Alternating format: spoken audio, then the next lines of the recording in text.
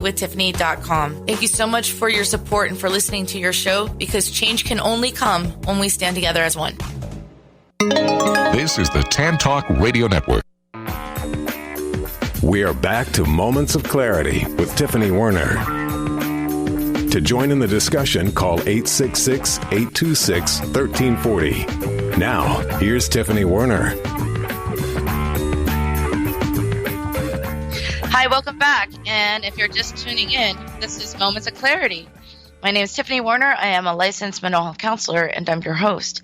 And today we're talking about something that a lot of people avoid because nobody likes to talk about money or saving money or lack of it. And today is not only a sponsor for Moments of Clarity, who's helping out with ending the stigma on mental health, but also using his professional advice to help a lot of people with something we all have in common: money, lack of it, and ways that we need to not only wake up in this pandemic and figure out what to do, because a lot of us, obviously didn't see this coming, and we're living check to check or on disability, or single moms that have to stay home and not work because their kids are all of a sudden virtually homeschooled. Daycares are closed, all sorts of things. And I want to welcome callers to call in 866-826-1340, 866-826-1340. And I want to welcome back to Moments of Clarity from Forever Forward Financial, Scott Bigley. Thank you, Tiffany. Thank you. And again, as we said here before the break,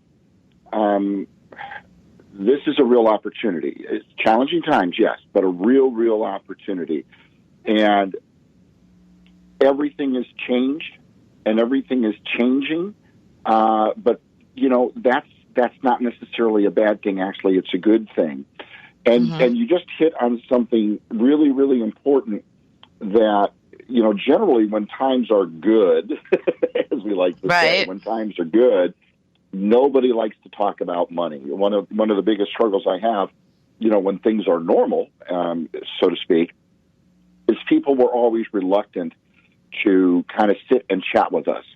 But again, going back to what we talked about in the first block, now is an opportune time for couples or families, husbands, wives, boyfriends, girlfriends, whatever your case may be, or even if you're a single individual, to kind of have the serious money talk. What I found throughout my careers, our partners never really have the serious money talk with each other. And that's why they don't like to have it with me. Sometimes it causes fights. Oh, yeah, it causes stress. I mean, again, a lot of divorces are because of financial insecurity or financial issues. Yeah. I mean, to be honest. Relationships and money. So now's a really opportune time for couples to get together, for families to get together, for business partners to get together if you're in a business, and have the sit-down talk about money.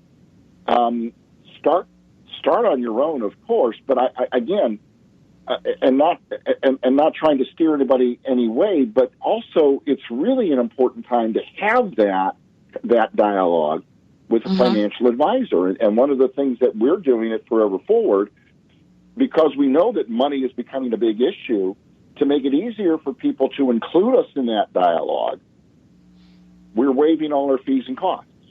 Wow.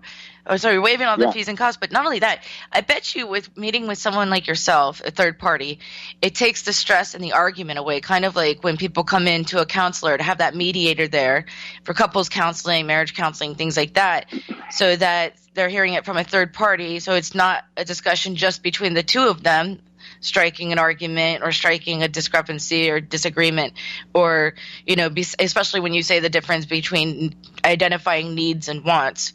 And a lot of couples could say, well, that's not a need, that's a want, that's not, and they have a disagreement.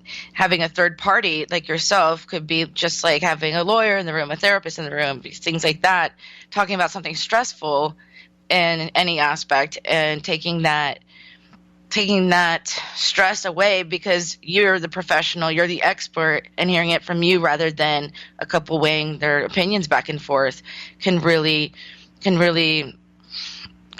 save a lot of people argument and stress because they're not just talking about it personally. Yeah, it can really lighten the load. I mean, let's get it on the table. Money talks are difficult in the best of times. It's difficult to navigate this when things are going well. They're especially difficult in times like this. As we said, someone may be out of work. Someone may have been laid off. Someone may have been furloughed. I got a single mom trying to work from home, homeschool the kids, so on and so forth. So, and very much like when we bring somebody into therapy, it starts with coming into the dialogue with the proper mindset that this doesn't need to be a battle. What it needs to be is an opportunity to find solutions. And one of the things that I'm working with our clients with as we move towards having this dialogue is I ask all of the individuals or the parties, the husband, the wife, whatever it may be, is I ask them that to kind of come to the table with their talking points prepared. Because the way you view the situation may be different than I. And you're absolutely correct. Then it becomes my role as an advisor, very much like it becomes your role as a therapist to kind of hear both sides of the story and then try to move both parties to consensus as to, okay, here's where you are, here's where you are. How do we both get here and moving in the same direction? So, and as a compromise, right? Yeah, as a compromise or a consensus. All right. Yeah, So, I couldn't agree more. And Scott, we have a caller. We have a caller, Patrick, on the line. Uh-oh. Hi, Patrick. Thanks for calling in. Welcome to Moments of Clarity. Hey, Scott and Tiffany. How you guys doing Pat. today? We're doing good. Thank you so much. Thank you.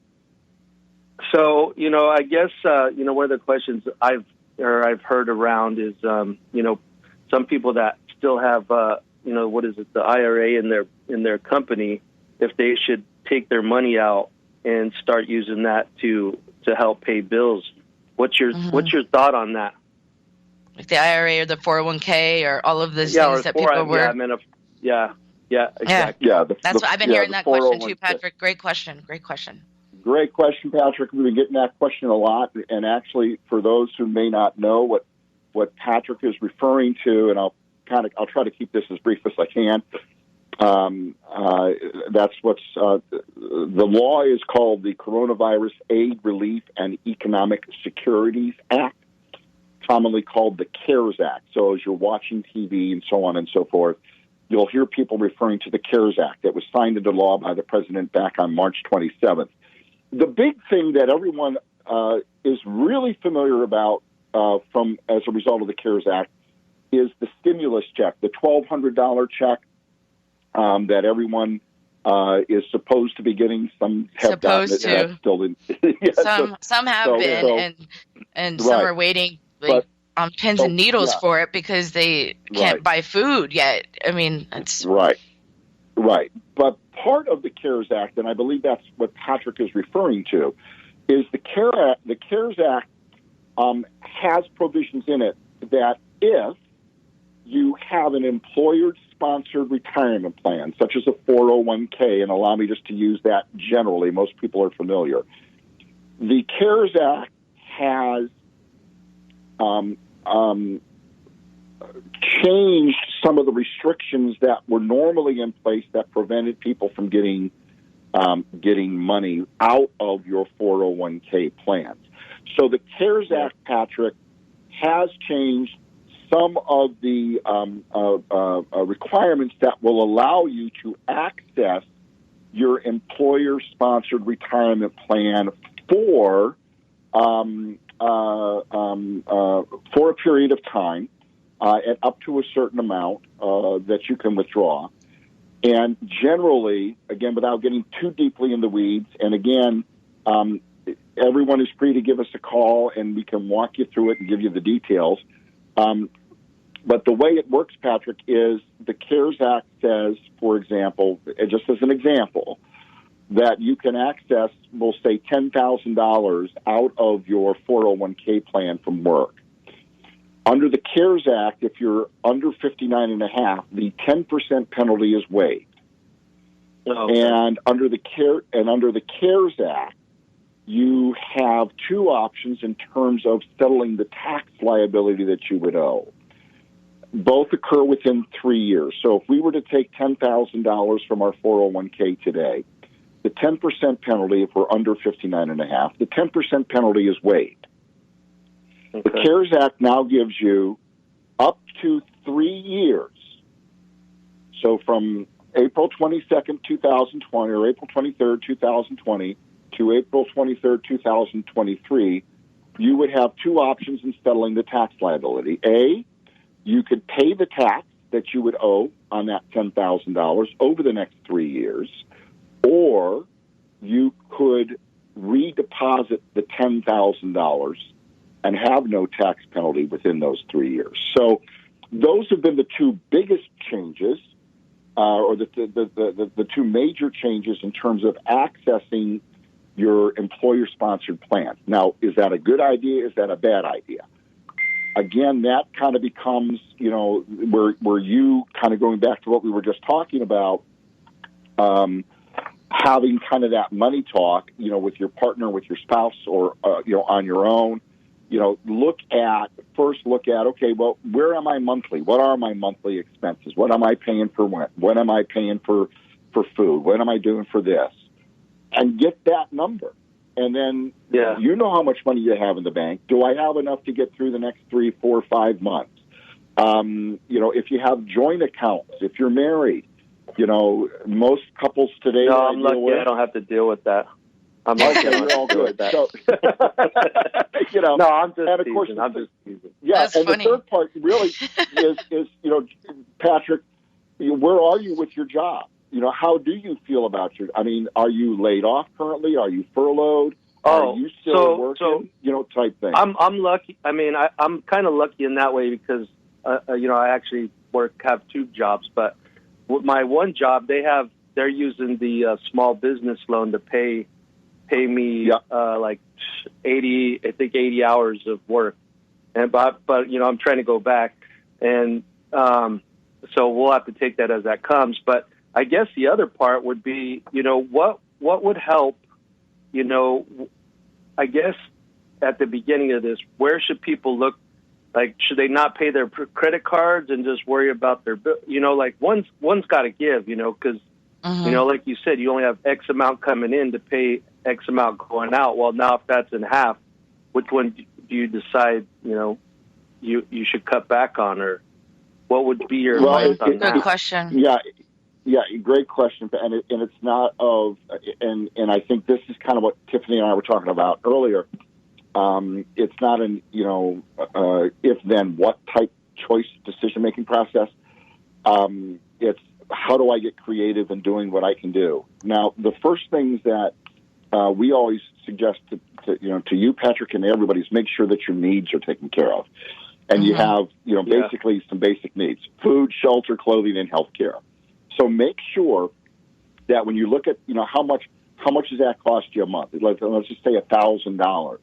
So make sure that you're able to have $1,000. Now, because of the pandemic, credit card companies, if you have a car loan, those type of things are putting programs in place to help work with you to either defer payments or extend payment periods. Mm-hmm. So I know student loans are. They're letting you 90 days, some of us, but then you still have to pay the interest. It's called forbearance. Yeah, it's not just deferred. They defer and I think it, car and they insurances tag it are on still the end. covering people just even if they can't make their car payment right now and that kind of stuff, but not everything has a forgiveness Correct. policy.